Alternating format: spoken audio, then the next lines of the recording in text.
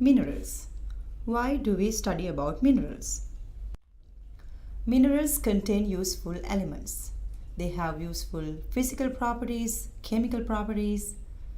Minerals are the building blocks of the rocks, and rocks make up the earth. By definition, minerals are naturally occurring. They are solid, homogeneous. They have fixed internal atomic structure. They have fixed chemical composition, and they should be inorganically precipitated. Also, minerals have their own crystal form and characteristic physical properties. These are some of the interesting mineral examples. Sometimes mineral crystals can be very large. When we talk about minerals, you can classify or categorize minerals based on their chemistry and the composition and the mineral properties. The minerals are made up of atoms which are bonded together to form highly ordered 3D structure.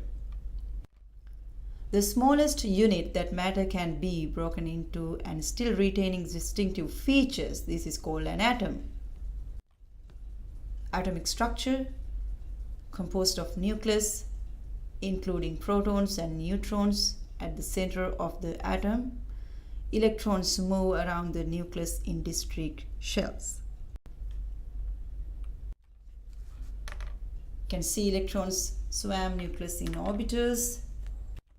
In this diagram also, this is a sodium positive ion and chloride negative ion. The sodium becomes positively charged by giving an electron to another atom. The chlorine becomes negatively charged by gaining an electron.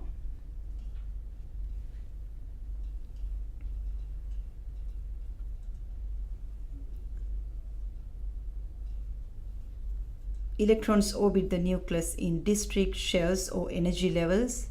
This represents nearly all of the volume of an atom, but only a tiny fraction of the mass. So electrons are negatively charged, very little mass. Protons are positively charged, and neutrons, there's no electric charge. The number of protons equals to the atomic number of an atom. Number of neutrons and atomic number together is called the mass number.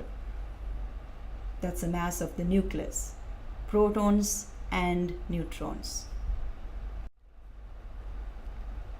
When you think about periodic table of elements, for example carbon, this is elemental carbon. It's called 6 carbon 12 on the top. So 612 carbon, that's how you call it. What is 6 mean? 6 is the atomic number, number of protons or number of electrons. Number 12 represents the mass number, that is number of protons plus number of neutrons. This is another view of carbon atom. Electrons are negatively charged, protons are positively charged, neutrons no charge. Isotopes, atoms of the same element but with a different number of neutrons. These are called isotopes. For example, carbon has 3 different isotopes: carbon 12, carbon 13, carbon 14. Carbon 14 is a radioactive or unstable isotope. Unstable isotopes become stable by releasing the energy as a form of heat. This concept will be discussed in absolute dating technique. The bonding between atoms through electrons. So there are 4 major bonding types that we'll be discussing when we talk about minerals: covalent, ionic, metallic, van der Waals. The most common type of bonding in minerals is ionic bonding. Covalent bonding. This involves sharing of valence electrons among adjacent atoms. Ionic bonding involves the transfer of a of valence electrons from one atom to another. That is why they become either positively charged or negatively charged.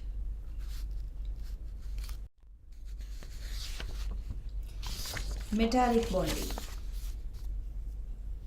Electrons flow freely throughout metals, results in high electrical conductivity.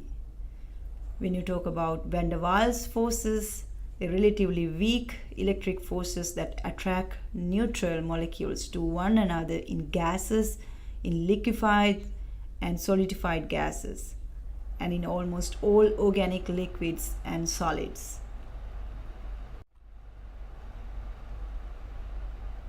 When you talk about mineral chemistry, these factors are important to talk about. Packing or coordination number, polymorphism, substitution solid solution, impurities.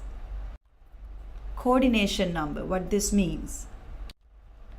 How many chlorine atoms bonded to sodium atoms, or how many sodium atoms bonded to chlorine atoms. The bonds are represented by gray lines. This is the coordination number.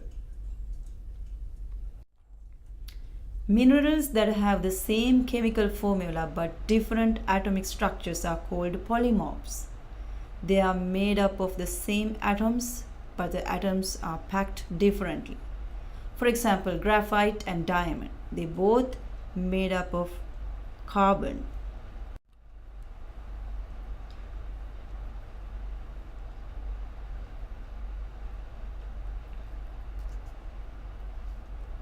Here you can see graphite and diamond. The graphite is mainly built up with the van der Waals forces. Diamond is mainly built up with covalent bonding. They are different in their physical properties. Example, the hardness of graphite is lower than the hardness of diamond. Diamond shows vitreous luster, but graphite shows metallic luster. We will talk about physical properties of the minerals, so do not worry about the terms like luster, hardness yet.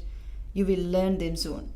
However, although these graphite and diamond, they are coming from the same chemistry, but they are different in their physical characteristics because they are two different minerals. But they are called polymorphs because they have the same chemistry but two different crystal structures. Atomic substitution. This depends on charge, size, ionization potential of the elements. For example, you can see the positive ions are smaller, or the cations are smaller compared to the anions or negatively charged ions. Why is that? Because the positively charged ions, they attract the electrons towards the nucleus. So they are kind of shrinking, and the radius of that particular ion is lower compared to a negative ion, because negatively charged ion that has excess of electrons, so the electrons, they do repulse each other, so they become bigger in size.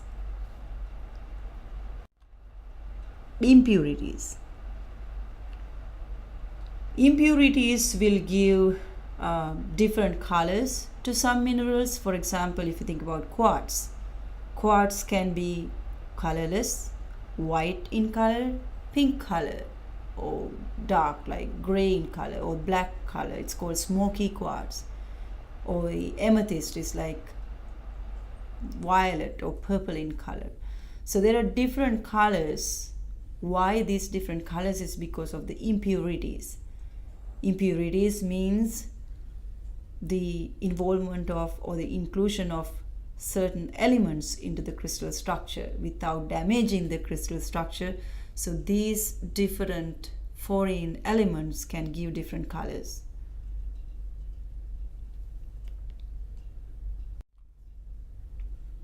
When it comes to mineral classification, we can classify minerals into two major categories: silicate versus non-silicate minerals. Silicate minerals are SiO4 units, and rest of these native elements, sulfides, halides, oxides, carbonates, sulfates, phosphates, All of these are non-silicate minerals. In other words, there's no silicon or oxygen. There is oxygen, but there's no silicon in these non-silicate minerals.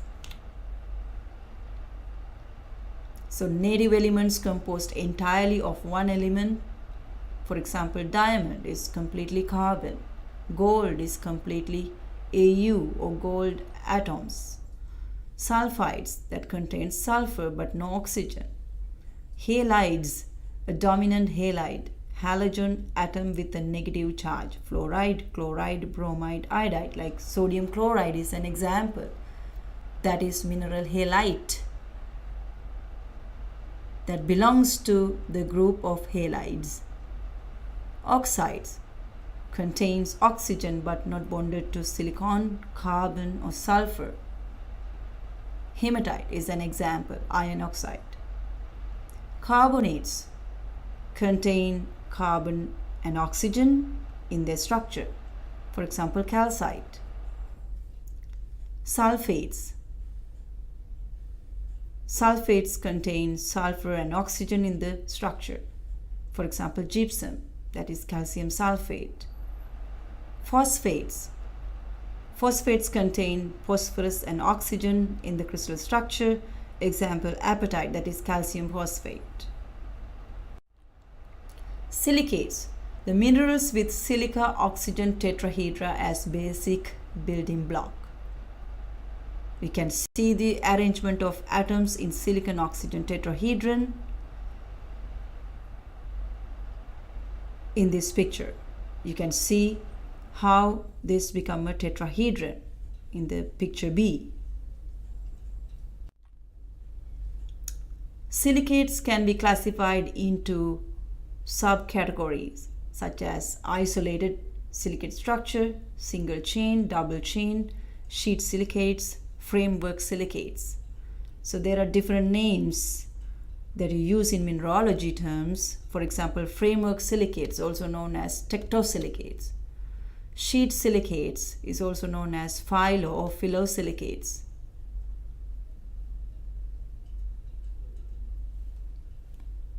And also you can see the examples for these different silicate minerals. For example, quartz is a framework silicate. Mica, such as biotite, muscovite, they are sheet silicates. And you can see different characteristics based on these different atomic arrangement. For example, mica group minerals, they are sheet silicates. They will peel off easily. You can take them off one set of cleavage, so we'll be talking about those later. However, because of their different atomic arrangement, they do have different physical properties. This is a structure of a clay mineral. What is clay? Clay is a secondary form of weathering product of feldspar. So feldspar weathered to kaolinite, that's clay. So the clay is a sheet silicate. So you can see this in between these clay layers, in the clay structure between these silicate layers, you can have some space, and this space can be filled with water molecules. This is why you can see the expansion of clay when it rains, and when in a dry season or dry areas you can see the mud cracks. That because clay is shrinking, the water is moving away from the clay, then it becomes shrink and making the cracks. But in this case you can see these red dots represent these the water molecules that expands the clay structure.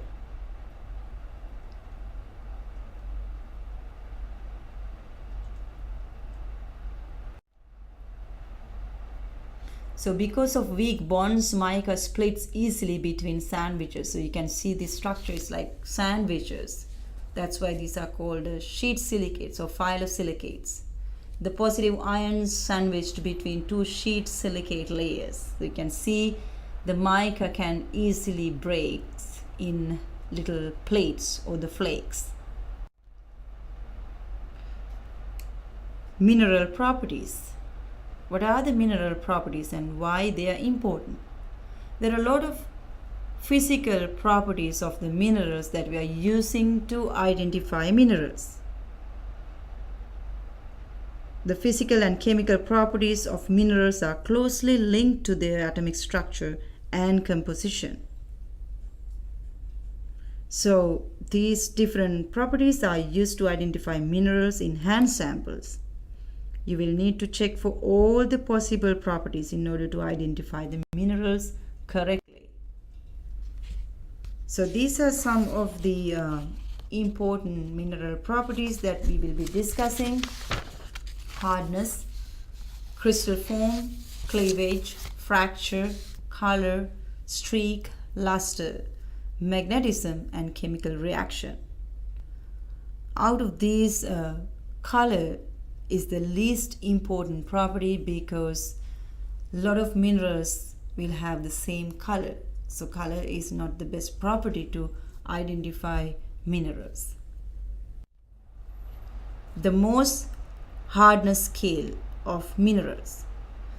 This characterizes the scratch resistance of various minerals through the ability of harder material to scratch a softer material. This was created in 1812 by German geologist and mineralogist Morse. So Morse hardness scale. Hardest mineral is diamond while softest mineral is talc. So you have 10 minerals starting from talc, gypsum, calcite, fluorite, apatite, orthoclase, quartz, topaz, corundum, and diamond. So this is a good property, industrially very important.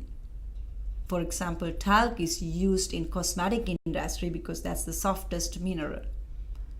And the diamond wheels or corundum wheels are used in gem industry to cut and polish the gems.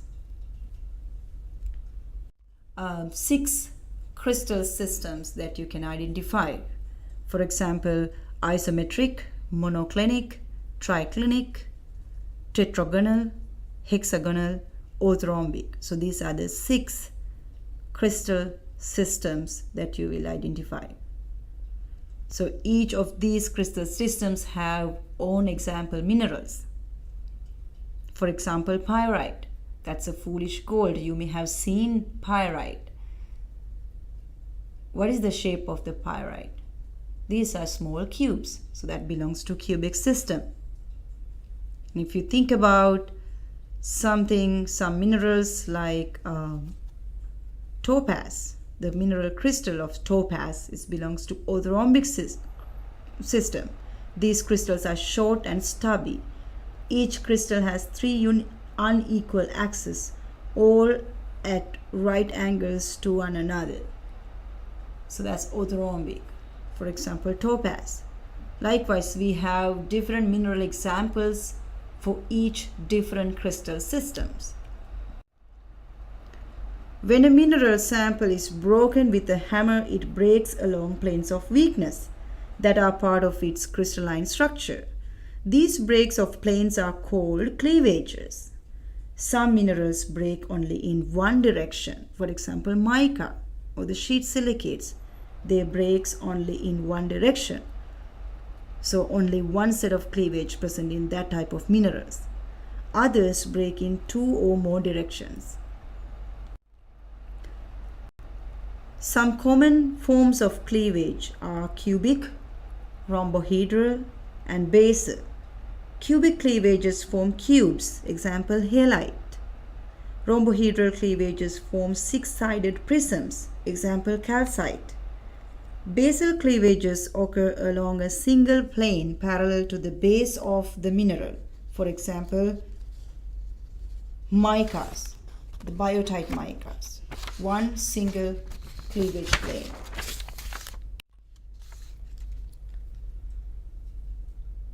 Crystal form refers to the geometric shape the mineral acquires upon solidification. Cleavage is a mineral property that describes the tendency of a crystal to break along planes of weakness. Sometimes these two can be confusing. Some minerals do not show cleavages, but they do have crystal faces or the crystals. It can be confusing whether these planes are crystal faces or cleavage surfaces. But in most cases, you should be able to see growth lines if they are crystal faces during the formation of crystals. The beauty is not all the minerals show cleavages, as I mentioned before. Some show fractures and some show cleavages. The cleavages are usually clean and flat, but fractures are smoothly curved, irregular, or jagged or splintery. The most common types of fractures are conchoidal fractures, fibrous or splintery, hackly, or uneven or irregular. There are a lot of different terms that you can use when you talk about fractures. In this particular example, you can see conchoidal fracture.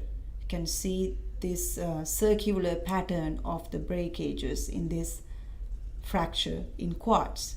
So quartz never show cleavages, but quartz show fractures, especially the conchoidal fractures. The color. Color is the visible hue of a mineral, but that's the least important property, as I mentioned, because a lot of minerals show the same color, so that can be misleading. Streak. It is the color of the mineral powder when mineral is scraped on an unglazed porcelain. Example, olivine shows white, graphite shows black, or pyrite shows black streak, hematite shows brown streak. Likewise. Luster. Manner in which light reflects off surface of a mineral or the appearance of the mineral. Some minerals are metallic. They looks like they reflects the light as the metal. So metallic luster versus non-metallic or dull luster. So there are different dull lusters, for example, vitreous, almandine, pearly, earthy luster. There are a lot of different non-metallic lusters that you can think of, and you can refer to your book and read more about it. Magnetism and chemical reaction are not the best properties, but sometimes they become the best property for certain minerals. Magnetism is the attracted to magnet or not. So for example, emelite, magnetite, like minerals are magnetic minerals. So that's important to identify. The magnetism is important to identify those minerals. Chemical reactions. The carbonates fizz in diluted hydrochloric acid. So this is another good property and the physical property that we can use to identify carbonate minerals, because they fizzes with diluted hydrochloric acid. So what gas they are emitting in there? So these are carbonates. So they are emitting carbon dioxide upon the addition of diluted hydrochloric acid. So think about these questions as you move forward. So what are the common rock forming minerals? What is the most stable mineral on Earth's crust? Why do you see higher percentage of sand grains in soil? So we will be talking about some of these in the next part of the chapter in the chapter 3, but part 2 about rocks.